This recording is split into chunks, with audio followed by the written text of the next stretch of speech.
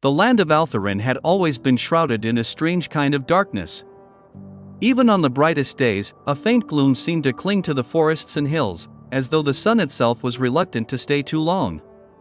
The villagers went about their lives quietly, keeping to the daylight, whispering warnings to their children about the dangers that lurked after sunset. Among these warnings, there was one tale that stood above all others, the story of the disembodied one. Centuries ago, there lived a vampire named Serath, feared and respected by all who knew of him. Unlike the feral beasts of his kind, Serath was intelligent, calculating, and unnervingly patient. He fed rarely, preferring to watch his victims for weeks before striking, learning their routines, their fears, their weaknesses. But even for a creature blessed with immortality, Serath's ambitions were endless. He desired more than eternal life, he wanted perfection, power unbound by the limitations of flesh. It was this hunger that led him to a ritual whispered only in the oldest, darkest corners of vampire lore, a pact with an ancient shadow god, a being older than the earth itself. The cost of such power was steep, but Serath, blinded by ambition, accepted it without hesitation. On the night of the ritual, the air turned cold enough to crack stone. Witnesses, those unfortunate enough to survive, claimed they saw his form dissolve, his body pulled away into the void like smoke in the wind. When the darkness cleared, Serath remained, but only as a floating head. At first glance, one might think this was a punishment, a crippling curse. But the truth was far worse. Freed from the weight of a body, Serath could move with terrifying speed in silence. His long, black hair drifted around him as though underwater, and from beneath his severed jaw extended writhing, shadowy tendrils, not flesh, but something alive, something that pulsed and reached as if with a mind of its own.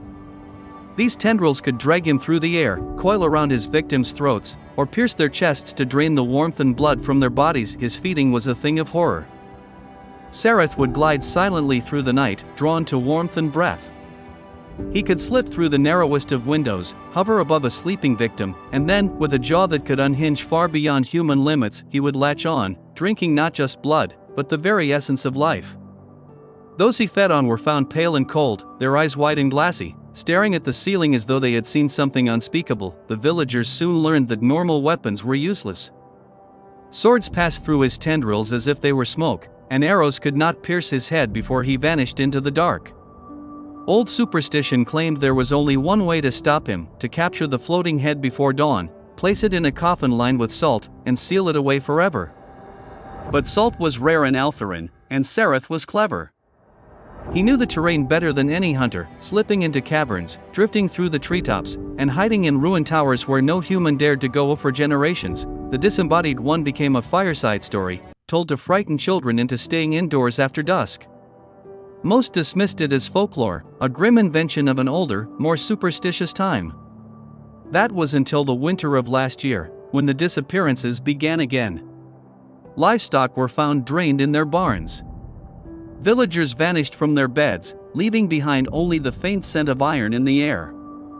Travelers spoke of seeing a pale face floating between the bare branches of the forest, its mouth slowly curling into an unnatural smile when they looked too long. Now, when night falls over Altharin, shutters are barred, and fires burn late into the night. But even the bravest souls will admit that sometimes, on the coldest and stillest nights, they feel a presence just outside their door, a faint whisper like cloth dragging over stone, followed by the unmistakable metallic tang of blood in the air. And if you ever smell that, it may already be too late. If you want, I can also write you a chilling eyewitness account from someone who survived an encounter with the disembodied vampire that would make it feel even more real.